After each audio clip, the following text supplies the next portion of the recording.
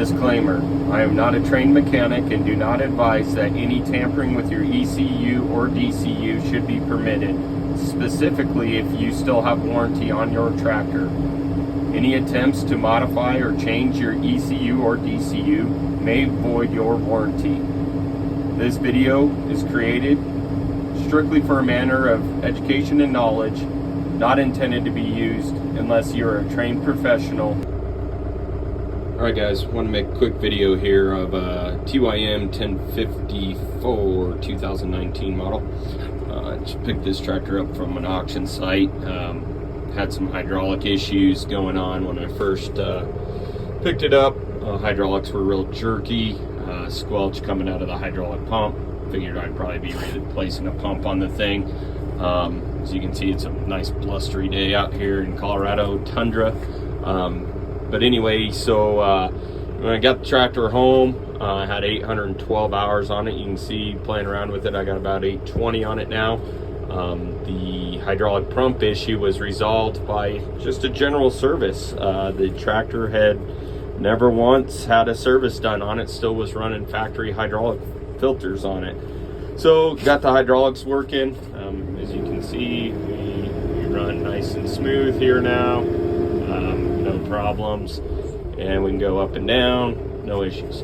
Well, once we get the hydraulic problems fixed, we threw some codes. The codes were up on the check engine light was flashing. I know it's kind of hard to see there because it's not flashing anymore.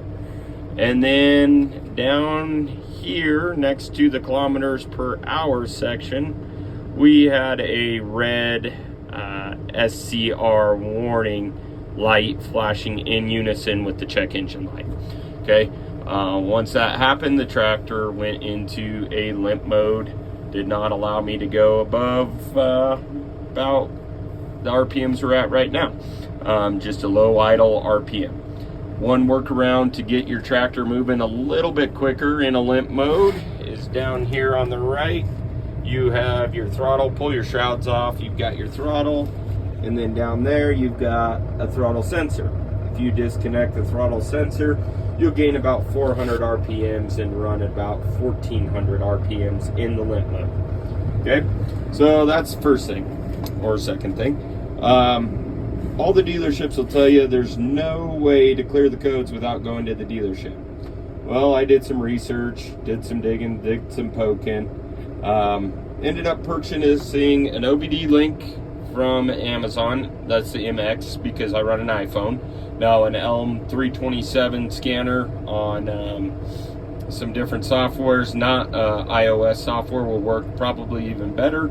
But if you're running an iPhone with iOS, you need to use something like an OBD Link MX Plus because they're the only approved company with the Apple app in the store that can run a Bluetooth off a Bluetooth old version. So anyway, you can pick that up off of Amazon, something like that. Then I end up picking up a little OBD2 pigtail to pin connector from Amazon, and I did some digging up under the dash. So under the dash you will find an 8-pin connector, okay, that's labeled CAN or CAN bus. You want to look for the twisted pair of lines, which in this case you can see are the two green lines, and if you trail that back up, it is twisted here together. Those will be your CAN bus high and CAN bus low. In this instance, the CAN bus high, let's check, I want to make sure I'm telling you the truth here. Yep, CAN bus high was the light green and CAN bus low was the dark green with the brown. Now looking in that 8-pin connector, I wasn't very successful finding a 12 volt and a ground to power the OBD link. So you'll find underneath there is another 3-pin connector that is red, black, and I believe brown. Obviously red to red, black to black, gives you your 12 volt power, which supplies power to the OBD Link MX Plus. Once in that model, you can download several different apps. You're probably going to have to pay for a decent app. Something like Car Scanner on the iOS App Store or Torque for Android. The OBD Link software that comes free with the purchase of this is not bad. It did end up communicating with the system.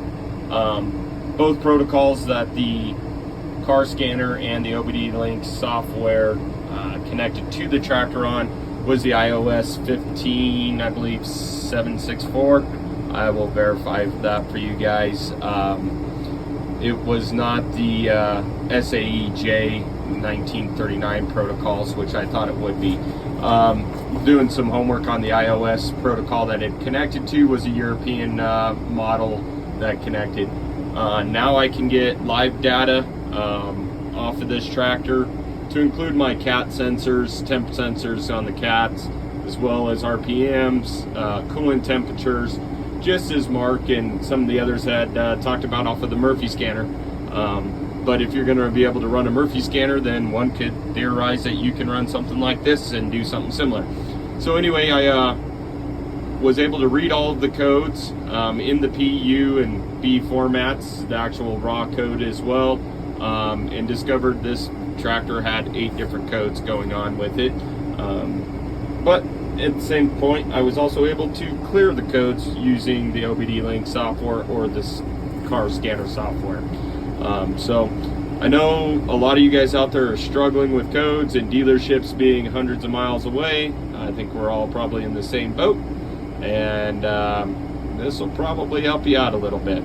So if you got any questions, feel free to post in the comment section, and I'll try to get back to you and answer them as quick as possible. I'll try to post the links for the OBD Link MX that I purchased, as well as the pigtail.